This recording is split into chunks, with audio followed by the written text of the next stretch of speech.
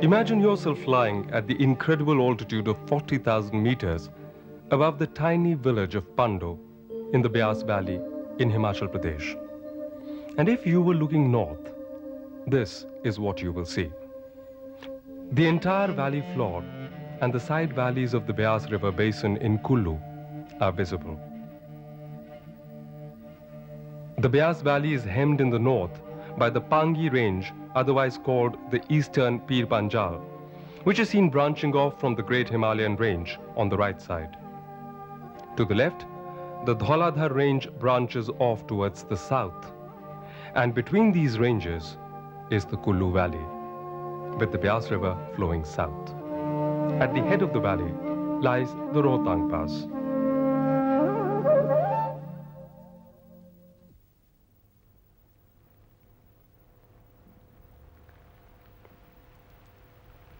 This is Rohtang Pass, where the monsoon more or less comes to a stop. North of this lies the cold, arid desert of Lahaul and the Trans-Himalayas. This is also the abrupt dividing line between two of the world's great faunal realms, the Oriental to the south and the Palearctic to the north. Simply stated, this means that animals, trees, birds and insects found to the south of it are generally not seen to the north of it, and of course, vice versa.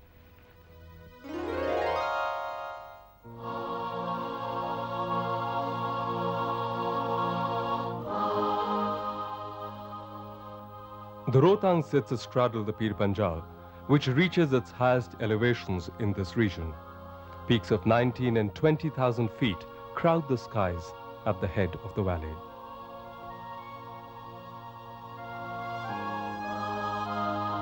Below the Rohtang Pass to the south lies the valley of the river Beas, the famed Kulu Valley.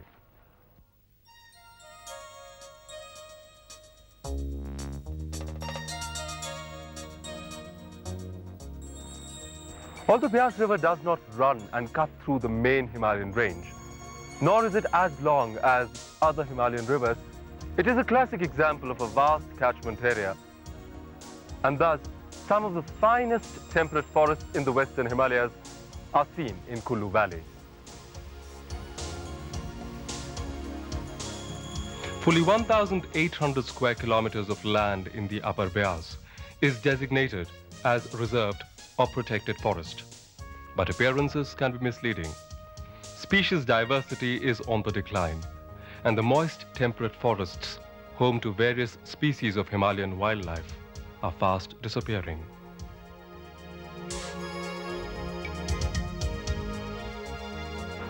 In terms of its physical geography also, the area has some unique characteristics. Heavy glaciation during the last ice ages has affected the topography and landscape considerably, leaving extensive rocky moraines and hanging valleys like the Hamta Valley, making the modern-day Kulu Valley a trekker's and mountaineer's delight.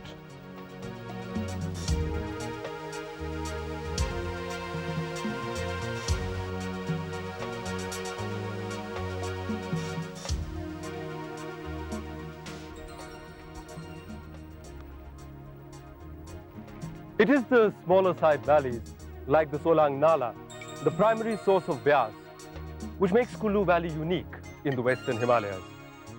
The area is a veritable textbook model of the gradations in alpine landscape, flora and fauna, all compressed within a few kilometers.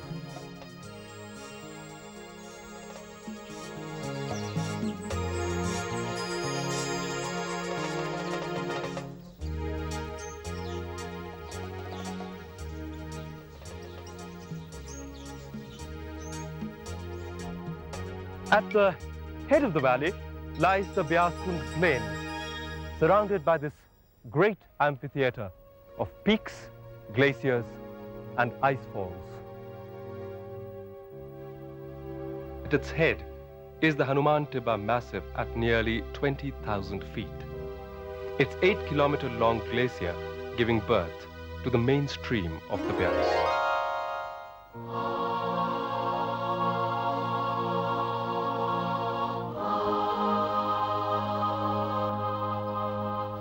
Kulu is known as the Valley of the Gods because each village has its own resident devta.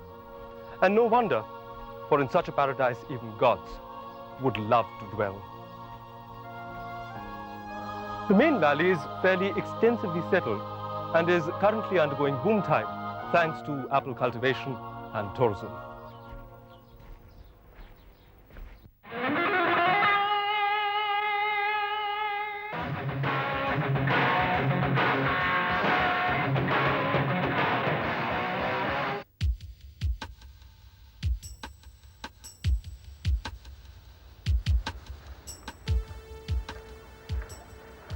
The most important town and tourist destination in the Beas Valley is Manali, a town that until 30 years ago did not exist on the map. Today now boasts of 350 odd hotels and around 1,500 tourist taxis. And this development has, however, not been a result of any planned growth, but has literally mushroomed like some old mining town in the Wild West. With the focus of tourism shifting to Manali, the last few years have seen the growth of this town into a mini city.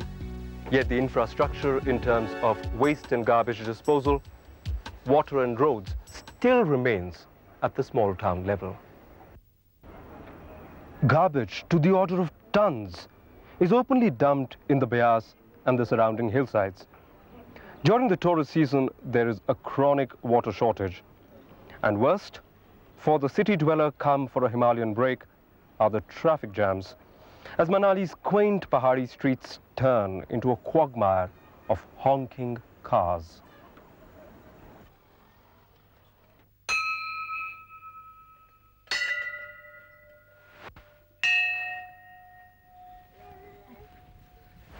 Needless to say, the tremendous construction activity places a severe stress on the biotic reserves of the surrounding areas. And of course, the worst sufferers are the forests. As I mentioned earlier, the catchment area of the Upper Beas houses one of the finest temperate forests of the entire Himalayan region. These trees in front of the 1,000-year-old Hidamba Devi temple are almost as old themselves and stand 70 meters high, just a few meters short of Delhi's Qutub Minar.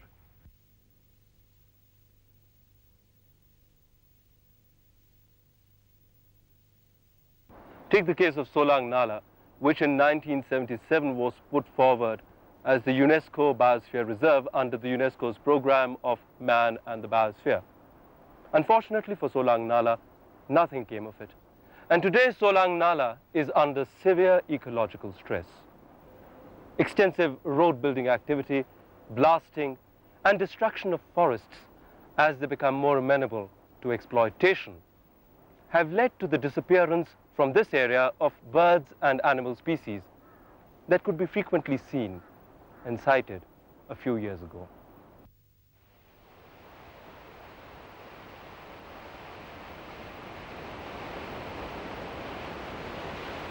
As man extends himself further and further up into the Himalayas, the space for other species decreases. And ultimately, the worst sufferer is man himself. Drastic deforestation in the upper catchment areas has led to a decreased ability of the land to retain and retard water flow.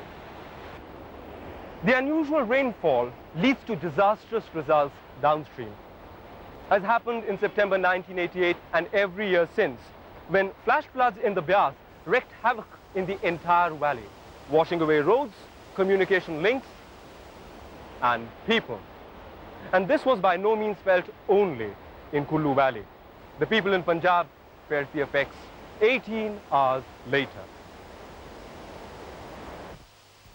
The alarming thing about this is that though development is taking place all over the Himalayas, in Kulu, because of the thrust imparted by tourism, it is proceeding at an exponential rate. The entire region between Kulu and Manali is in danger of becoming one continuous urban sprawl. Economically also, this development is not sound, as Manali town already has an overcapacity of hotel rooms. Tourism returns will tail off as forests, mountain vistas, birds and animals disappear in a conglomeration of hotel rooms, roads and Marutis, with the accent more on cable television rather than the great outdoors.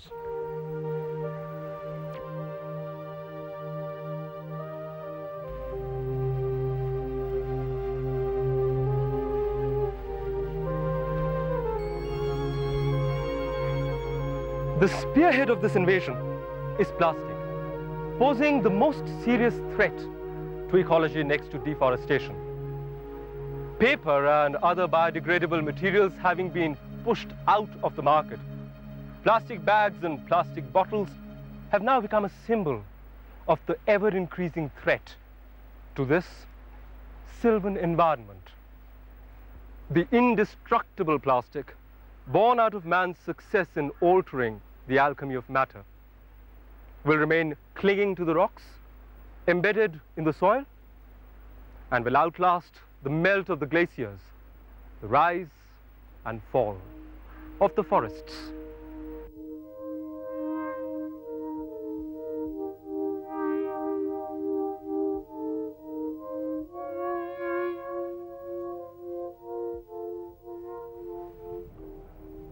If tourism and its unplanned growth effects are a very recent blight on this Valley of the Gods, apple cultivation has been around much longer, with an even more pronounced long-term effect on the local ecosystem. Apple is not indigenous to the Himalayas. It was a British import over 100 years ago. However, it is only in the last 15 years or so, with the development of transport, marketing, and cold storage infrastructure, that apple growing has become big business for the growers in the Kulu Valley. Once again, the main sufferers are forests.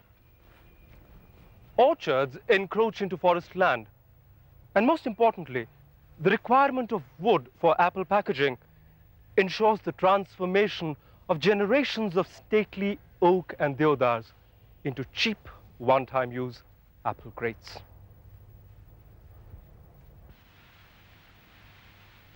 Previously, this area was a sore spot in Manali, and it was being used as an open-air lavatory by the local people as well as by the labor who was passing this way over to Lahore. Only previous year we closed this area, and now whatever you see is the result of that closure.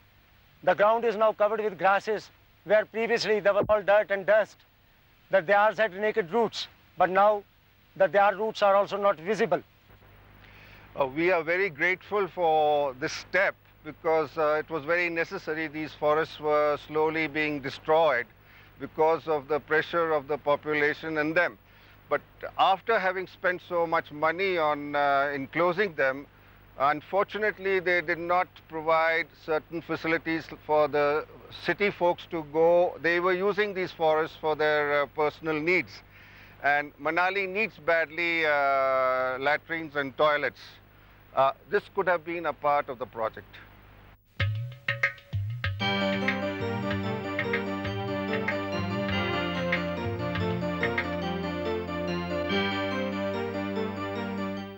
Tourism, while having its downside, has its flip side too. Besides the all too obvious economic impact, is the impact that tourism has on local cultures and people. Sometimes this impact can be disastrous, but in the case of Kulu Valley, it can be said to have been to a large extent beneficial, promoting a resurgence in local cultures.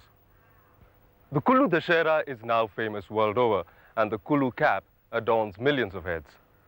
This increased demand for handicrafts means boom time for pattu weavers and embroiderers.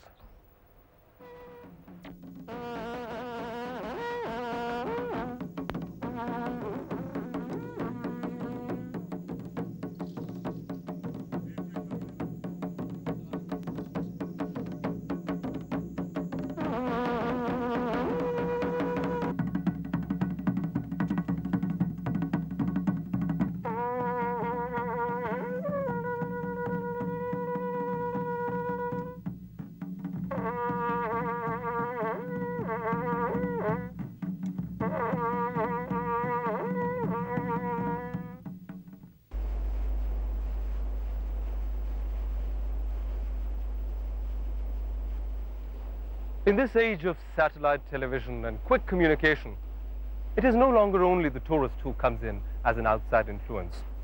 Besides widespread exposure to television, the mountain people themselves have started moving down into the plains, especially those from the more affluent and business-oriented communities from the Kulu Valley. Unfortunately, sometimes this has had a disastrous effect on the local aesthetics. The most glaring example is architecture.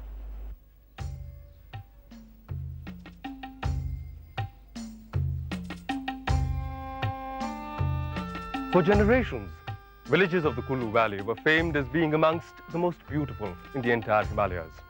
Ornately hand-carved balconies and windows set in stone stood framed against the backdrop of these mighty peaks.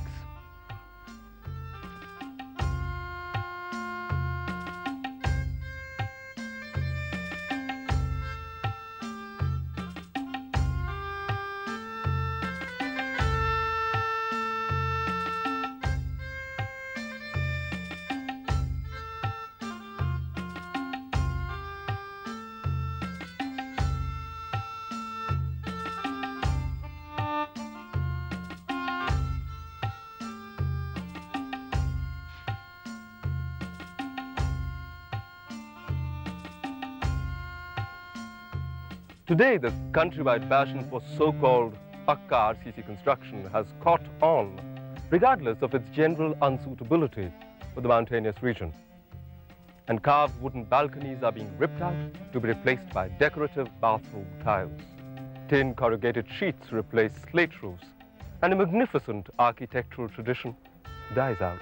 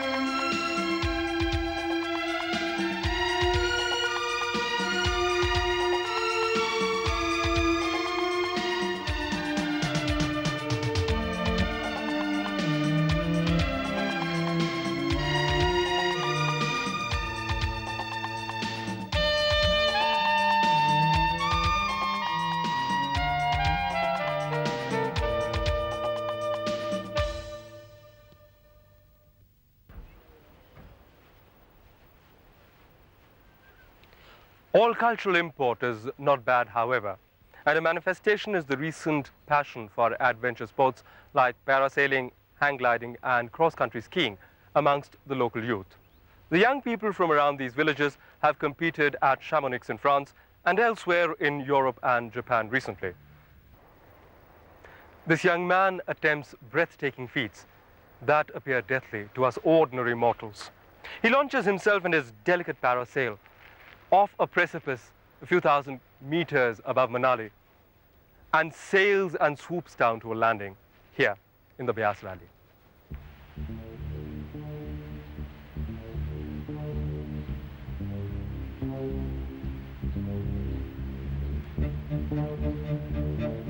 I am now standing in this hamlet of Palchan, which is just a few kilometers above Manali and below the Rohtang Pass.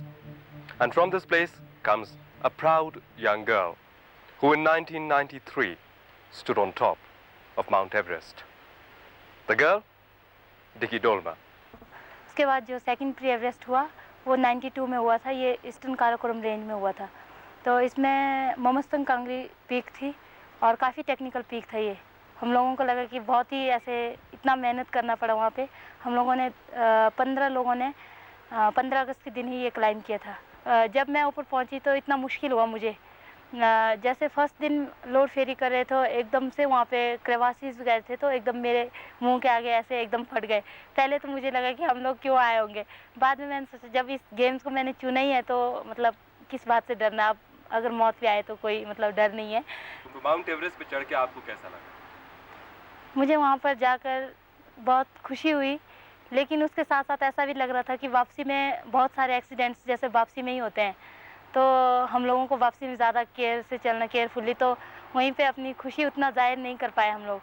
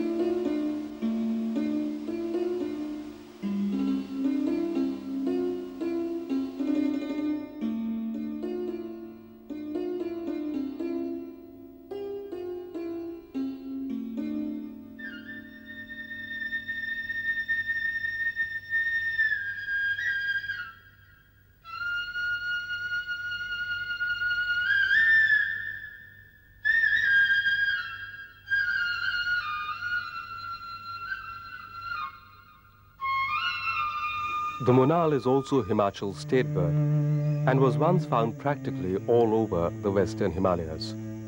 But the disappearance of their habitat in the form of dense ground vegetation has brought the monal to the brink of extinction. Monals formerly occurred in the front ranges of the Himalayas around hill stations such as Shimla, Mussoorie and Dalhousie. Whereas the last reported monal sighting at Shimla was prior to 1920, and it's been ages since any has been seen at Mussoorie, they are, however, relatively numerous in both Kulu Valley and Kinnaur. Poaching, though, continues to take a serious toll.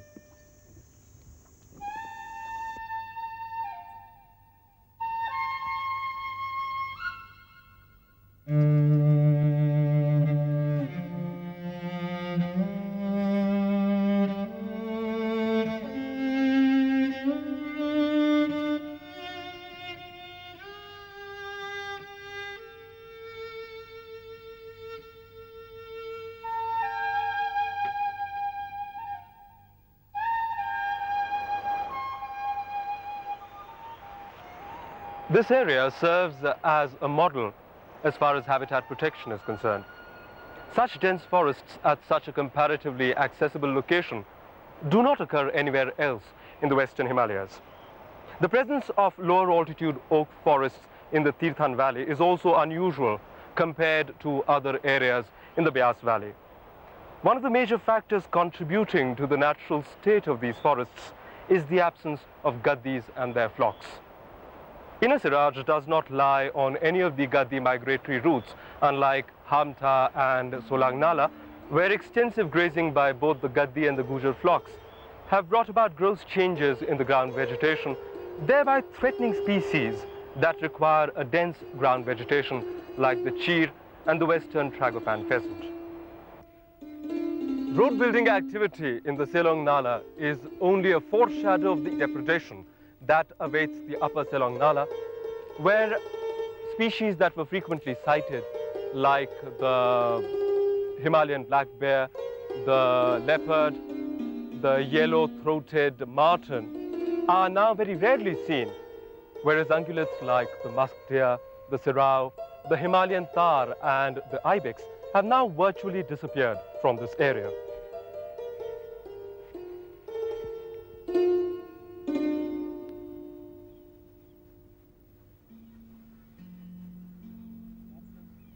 Solang Nala, as I mentioned earlier, is an Alpine Wonderland, where within a few kilometers, one can see all the vistas of the Himalayas.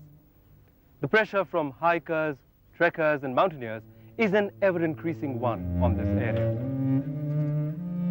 Conducted in small numbers, these activities are fairly non-intrusive. However, Solang Nala today has become a training ground for a large number of hikers and mountaineers.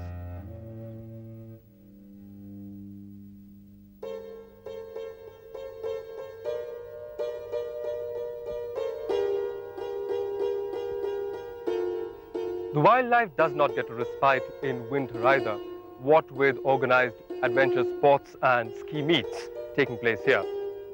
In a few years' time, visitors to this area will not be able to understand why this area was once proposed as a national park and a biosphere reserve.